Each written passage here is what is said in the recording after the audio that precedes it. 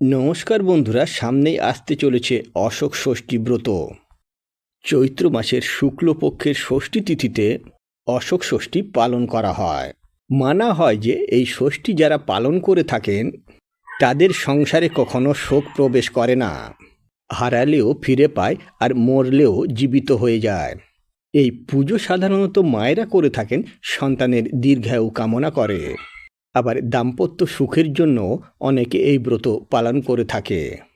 তো চলুন বন্ধুরা, আজকের ভিডিওতে আমরা জেনে নেব 2026 সালে অশোক ষষ্ঠী ব্রত কবে পড়েছে, পঞ্জিকা অনুসারে সঠিক সময়সূচি, ষষ্ঠী তিথি কতক্ষণ থাকছে, অশোক ষষ্ঠী পালন করতে কি কি উপকরণ লাগবে, কিভাবে করবেন ষষ্ঠী পুজো, অশোক ষষ্ঠী ব্রত পালনের নিয়ম, এই দিন ব্রতীরা কি খাবেন কি খাবেন না, এছাড়া ব্রতকথা আর পৌরাণিক কাহিনী নিয়ে আমাদের আজকের ভিডিও। তো চলুন বন্ধুরা, আর দেরি না করে ভিডিওটি শুরু করা যাক। যদি আমার চ্যানেলে নতুন হয়ে থাকেন তাহলে অবশ্যই চ্যানেলটিকে সাবস্ক্রাইব করে এবং ভিডিওতে একটি লাইক করে শেষ পর্যন্ত সাথে থাকবেন। আশা করছি ভিডিওটি আপনাদের জন্য খুব হেল্পফুল হবে। ভিডিওটির মূল পর্বে যাবার আগে মা ষষ্ঠী দেবীর অশেষ কৃপা পেতে কমেন্ট বক্সে লিখুন জয় মা ষষ্ঠী দেবীর জয়। শুরুতেই চলুন জেনে নেওয়া যাক এই অশোক ষষ্ঠী পুজোর নিয়ম এবং উপকরণ কি রয়েছে। অশোক ষষ্ঠী পুজোর দিন যেমন অন্ন গ্রহণ করতে নেই, তেমনই যারা এই ব্রত পালন করবেন তারা তার আগের দিনও সংযম ব্রত পালন করবেন, অর্থাৎ কোনো রকম আমিষ আহার গ্রহণ করবেন না, পুরোপুরি নিরামিষ আহার গ্রহণ করতে হবে। আগের দিন আপনারা অন্ন খেতে পারেন, তবে পরের দিন যেই দিনকে উপবাস করছেন সেই দিন কোনোভাবেই অন্ন গ্রহণ করা যাবে না। সেই অবস্থায় উপবাস থেকে সকাল থেকে আপনারা উপবাস থাকবেন। উপবাস থেকে মা ষষ্ঠী দেবীকে পুজো দিতে হবে। এই পুজো দিতে যে উপকরণগুলি লাগবে সেগুলি হলো 6টা অশোক ফুলের কুঁড়ি, 6টা মুগ কড়াই, দই ও কাঁঠালি কলা। এই কটি উপকরণ লাগছে। এর সাথে কিছুটা সন্দেশ দেবেন অথবা বাতাসা দিলেও হবে, আর এর সাথে ধূপ প্রদীপ যা কিছু লাগে। এই সমস্ত কিছু নিয়ে মা ষষ্ঠী দেবীর থানে পুজো দিয়ে আসবেন। পুজো দিয়ে আসার পর আপনারা প্রথমে কিন্তু ওই যে অশোক ফুলের কুঁড়ি 6টি মুগ কড়াই, দই আর কাঁঠালি কলা একসাথে মেখে খাবেন। এইগুলি একত্রে একসাথে মেখে জল দিয়ে গিলে খেয়ে নিতে হবে, কারণ এটিকে কোনোভাবেই দাঁতে লাগানো যাবে না বা চেবানো যাবে না। এই অশোক ফুলের কুঁড়ি, মুগ কড়াই এগুলো খেয়ে কিন্তু ব্রত ভঙ্গ হবে। এরপরে আপনারা যে সন্দেশ আর ফল প্রসাদ দিয়েছেন, যা কিছু প্রসাদ হিসাবে নিয়ে গেছিলেন মায়ের পূজার জন্যে, সব কিছুই আপনারা গ্রহণ করতে পারেন। তবে মনে রাখবেন এই দিনে লুচি পরোটা সব কিছুই খাওয়া যায়। মুড়ি, ভাত থেকে তৈরি বা চাল থেকে তৈরি যে কোনো খাবার কিন্তু আপনারা এই দিনে খাবেন না। আর যারা মন্দিরে না গিয়ে বাড়িতে পুজো করতে চান তারা বটগাছের তলায়, নদী, পুকুর বা কোনো জলাশয়ের ধারে, অনেকে আবার বাড়ির উঠোনেও এই পুজো করে থাকেন। একটি ঘট বসাবেন, যেমন মা লক্ষ্মী দেবীর সামনে ঘট বসান ওই রকম একটি ঘট বসাবেন। যদি মা ষষ্ঠীর চিত্র থাকে বা কোনো ফটো থাকে সেই চিত্র বা ফটো বসাবেন, অথবা শুধু ঘট বসাতে পারেন। ঘট বসিয়ে যা কিছু নৈবেদ্য আপনাদেরকে বললাম সব কিছু নৈবেদ্য সাজিয়ে রাখবেন। নৈবেদ্য সাজিয়ে রাখার পরে হাতে ফুল আর বেলপাতা নেবেন। এক্ষেত্রে আপনারা যে কোনো লাল রঙের ফুল নিতে পারেন। ফুল আর বেলপাতা চন্দন সহযোগে নিয়ে মা ষষ্ঠী দেবীকে স্মরণ করে জয় মা ষষ্ঠী দেবীর জয় বলে সন্তান এবং স্বামীর মঙ্গল কামনা করে ঘটে ফুলটি অর্পণ করবেন।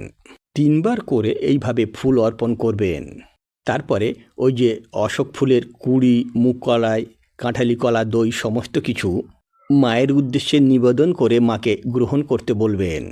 তারপরে আপনারা ওই ফুল, প্রসাদ সমস্ত কিছু গ্রহণ করতে পারবেন প্রসাদ হিসাবে। আর ধূপ আর দীপ দেখিয়ে আরতি করবেন। এইভাবে আপনারা যারা মন্দিরে গিয়ে পুজো দিতে না পারবেন তারা বাড়িতেও পুজো করতে পারেন। এবার চলুন জেনে নেওয়া যাক আপনারা অশোক ষষ্ঠী ব্রত কবে পালন করবেন? 24শে মার্চ 2026, 9 চৈত্র 1432 মঙ্গলবার। এই দিনে কিন্তু অশোক ষষ্ঠীর ব্রত আপনাদেরকে পালন করতে হবে। ষষ্ঠী তিথি শুরু হচ্ছে 23শে মার্চ 8ই চৈত্র সোমবার রাত্রি 9:37 থেকে।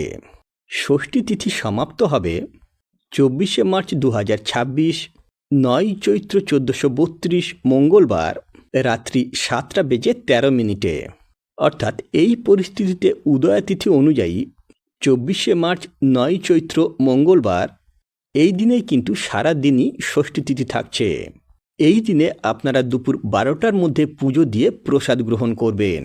শাস্ত্রে বলা রয়েছে যে যেসব মায়েরা এই অশোক ষষ্ঠী ব্রত পালন করে থাকেন তাদের ছেলে মেয়েরা দীর্ঘজীবী হন। তো চলুন এবারে জেনে নেওয়া যাক এই অশোক ষষ্ঠী ব্রতের প্রচলন কিভাবে হয়েছিল।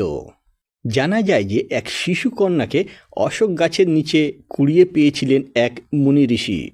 ওই মুনি অশোক বনে থাকতেন।